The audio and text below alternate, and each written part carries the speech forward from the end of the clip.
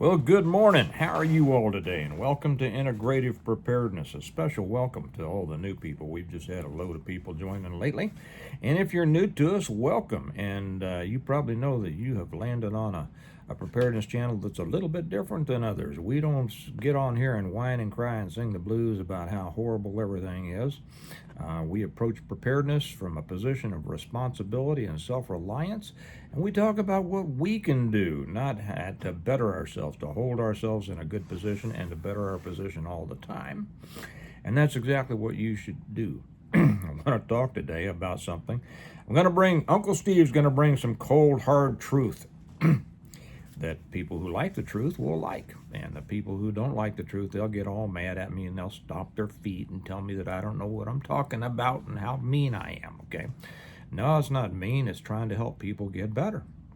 And I'm going to talk about something here today that I think a great number, maybe the majority of people in the preparedness community, if there is such a thing, can learn a great deal from. They need to shake themselves out of this idea that we're all in this together. Okay? I hear that all the time. I hate that phrase. We're all in this together. Well, what does that mean? Well, it means that we have taken our focus off of what should be our primary focus, and that is our own job, self-reliance, and spread that responsibility out through a group, an amorphous group, right? Okay. Among a community that seems to pride itself on self-reliance, I'm just amazed at how often I hear this idiotic phrase, we're all in this together. Now that I got some people all riled up there, let me explain this, okay? Some of you know that I used to train fighters, right? I used to train MMA fighters. And when I did, I made it clear to them that they were the one fighting, right? You wouldn't think that you would have to make that clear. But if you've gone to many fights, or even if you haven't, if you watch them, you will see, or boxing or anything like that, okay? Boxing, kickboxing, between rounds, they'll go back and their coach, their trainer will be talking to them and things like this, right? About, hey, man, he's dropping his left, blah, blah, blah, blah, blah, blah. Or you'll hear the coaches and the rest of the team in an MMA fight shouting in from outside the cage, hey, grab his arm, grab his, blah, blah, blah, Now, when you're in the middle of that, you don't hear most of that, okay? But you do some. And some of them they do listen to the voice of their coach. I would never do that. So when we would go to a place and one of my guys was fighting, he'd be in there and the opponents, coaches and all his teammates be over there giving him advice and telling him what to, and I would be over there just watching, silent. Why?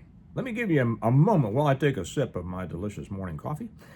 For you to try to figure out why that was, and then I'll come back and tell you. Okay, did you figure it out? It's because he was the one in the fight. You take into a fight, or any situation in life, what you have, okay? You don't go into a situation, okay? Say I'm clearing a house. Say back in the old days when I was on the street, and I'm going into a dark house, and I've got to clear it. Somebody's in there with a gun, right? Do I go in there, and I was usually by myself, do I go in there and then, talk to somebody on the radio and go, what should I do next? No, it's you. You're the one in it. Now, how does this play to the idea that teamwork makes the dream work, right? We're taught about the importance of groups. We talk about the importance of groups. And groups are important. So how does that align with the idea that we're in this together? I don't know if I finished my story about my fighters. So anyway, they would do their match. The other guy getting plenty of advice, my guy getting none, because he took into the fight what he had, right? and he's going to learn from the fight. He's going to learn his own information. He has taken into the fight what he's learned from me, what he's trained to do. He's going to find out whether that was enough or not. Okay? And if it wasn't, he's going to learn from it. And even if it was, he should also learn from it. But it's his fight, not mine. Okay? It's not a gang fight. I mean, if we want to have a gang fight, let's all get in the ring and battle it out. Coaches and trainers and friends and everything like that. No, but it's an individual fight. So when we juxtapose that with the group situation and the team situation, let's take that down for a moment. Football, the greatest game that's ever been invented, right? It really is. It really is. And those who don't think so don't fully understand the game. So Mahomes throws a pass behind Kelsey. So the pass doesn't get caught because it wasn't where it needed to be, right? Okay. Was that an we're all in this together situation? It's a team sport. It's probably the greatest team sport there's ever been. Is that a we're all in this together situation? No. Somebody did something wrong. Somebody dropped the ball, okay, as it were. Either Mahomes threw it where he wasn't supposed to, or Kelsey wasn't where he was supposed to be, or somebody missed a block, allowing Mahomes to be rushed, which threw his throw off. You see where I'm going with this? Even though it's a team sport, it was an individual mistake on somebody's part that caused that plan not to work out. So teams, whatever kind of team you're talking about, is not made up of a just kind of a big warm fuzzy collective effort. It's made up by individuals applying their individual abilities and efforts in a concerted manner toward a common goal. Okay? That doesn't mean they're all just running around out there. Okay? Everybody has their job. Everybody has to do their job. If they do their jobs right, things tend to work out. Okay? It's not a we're all in this together. It's we all have our specific task to do. And if everybody does their specific task, everything's gonna, usually work out. Now, how does this apply to this? And that frightens a lot of people. It makes a lot of people nervous. You know who it makes people what makes nervous? The people who are not always out there doing their best.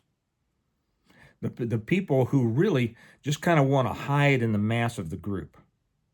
The people who are always saying, we're all in this together. These are people who are not comfortable with being self-sufficient. These are whiners. These are losers for the most part. It doesn't make them bad people. I mean, it certainly doesn't make them the cream of the crop. But I'm not saying that they're evil or anything like that. They're weak. And I see this too often in the preparedness world and on other channels. Well, and it's about I harp on this all the time. I hear all these other channels talk about how horrible the economy is and this and that and everything, and they're long and sad face and it's just terrible and never been this bad and nobody can find a job and nobody can afford anything, which is total bull. Total bull. It might be so in their life. Okay, maybe it is. Maybe that's who they surround themselves by or with. And that's why they think the whole world is like that. Well, guess what? The whole world is not like that. The world of losers is like that. The world of whiners is like that. Now, if I offended you, it wasn't my intent to personally offend you. It was my intent to help you. Don't be one of those. Don't be one of those who says we're all in this together, because that means that you kind of want to lay in the hammock of other people's efforts. Or you simply want to stay down in the morass of negativity because it's more comfortable to do that, as long as you're surrounded by other negative people, than to get up off your butt, apply yourself, work, and do better. Right? In my books, the Stonemont series. Let me throw this in here. Here's another thing, a prime example. I've written 7 books on preparedness and survival. It's called the Stonemont series. It's a sequential 7 novels that'll give you it will teach you more about preparedness and survival than like I say you can shake 3 bundles of sticks at. And it's in a great story. You would if you haven't read it, you should do this next. You should read this. You will learn more and you'll love the story. And I'll get people come on here and say, how come you got to sell your books? Why do you have to sell your books? You see, that's a person who is resentful of somebody else's success. They're resentful of the fact that I've written more books than they've read. But that is the kind of negative person that is out there. Well, I want to share my books because I wrote them, and I wrote them to help people learn, to teach people about, I say it's the complete plan for preparing for, surviving, and rebuilding after a total collapse of everything. Okay, it's a story of a prepared family who, as a result of their preparedness, was not only able to continue living well, but help other people and then start to rebuild. Okay, now I'm gonna tell you how to get them, and then I'm gonna continue this story about what these reflect. You can get them 2 ways. You can get them through Amazon, which is the links down below. You can get them from me directly through our website, stonemont.us, and then when you do that, I sign each one for you, and I write a note in each one for you. And I love doing that because I love my relationship with my readers. But the lesson in it here is that everything crashed. The whole world fell apart. CME, everything's down. Stonemont, they prepared family, had prepared for it. Okay, and then they were able to go out and help other people. Now, did they just go out to all the people, all the starving people who had not prepared, and said, come on in, we're all in this together? No, not a bit. Okay, I don't go out. I see beggars on the street. You know, when I see beggars on the street, I give them a couple of bucks, but I don't say, come to my house, we're all in this together. I don't know if they just need it or not. I don't know if they're one of those who really needs it, or whether one of those at the end of the day, they're going to go over to the parking lot and get in their Mercedes and go home because they're making so much money. I don't, but that's not my business. That's on them. Okay. Not my business to make that judgment. I look in the eyes of some of them. I know this is going off track. I look in the eyes of some of them when they come up to my vehicle, and I see their skin and their eyes, and I know most of them are really on hard time. Whether that's, you know, from their own choice, usually from their own choices, but still. Okay. Enough of that. No, Stonemont said, they didn't say, we're all in this together. Now, some of the people who were starving and came, they might have had that attitude, and I do write about some of that in there. We're all this together. You got all this stuff, and we need some of it, and some of it should be ours. Now, Stonemont says, hey, we have resources. And then they had the leadership and the way to get more resources, okay, to support the many people they were bringing in to help and to start establishing a new community. I just had somebody say yesterday, leave a comment, these are the best books ever written. Well, I'm sure that they're not. I appreciate that. But they are very good. No, they said, here, come on in. We have resources for you. And we need this work done. Okay. So in exchange for us providing you with resources that you need, a place to live, food, while you start to rebuild, and you can rebuild within the community that we are building, you will do work. You will do work. I had somebody actually say, well, that's slavery. Well, okay, then starve. Okay, it's work. It's work in exchange for food and shelter. That's what most of us do, right? Yeah, there's some dumb people in this world. So that was their plan. They said, come on in. We have resources, we have food, we have a place for you to stay. It'll be safe for you here. And in exchange for that, we need this work done and that work done. And as a result of that work, we're building a bigger and stronger community. Okay. It wasn't a we're all this in this together. It was we will exchange resources for work on an individual level. They didn't bring in 100 people and say, okay, you all go out there and what have we what done, and then come on in here and get some food and a place to sleep in a tent. No, they said each person will be assigned a task. In exchange for that, they will get what they need to live. Okay? Again, it's not we're all in this together. It's each individual person. And there were times when people didn't like that idea and they were dealt with. Don't worry, no, we didn't take them out into the desert and bury them up to their neck. We dealt with them with justice.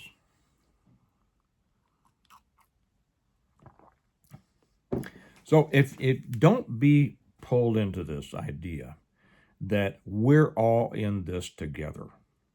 Like I say, the people who aren't doing well want to promote that because they want all of you. They want to think that they're all in this with all of you. We're all in this together? No. We're all doing our best, each of us doing our best. You know, it's like my circle of friends here. When everything falls apart, and not everybody's just coming to the same place and going, okay, we're all in this together. What should we do? You know, these are people who are bringing, their best. And as multiple people bring their best, you have usually a successful effort. Not the one who is hanging on the log instead of carrying it, right? So anyway, like I started to say, don't be misled by these people who are saying we're all in this together, you're all in this together.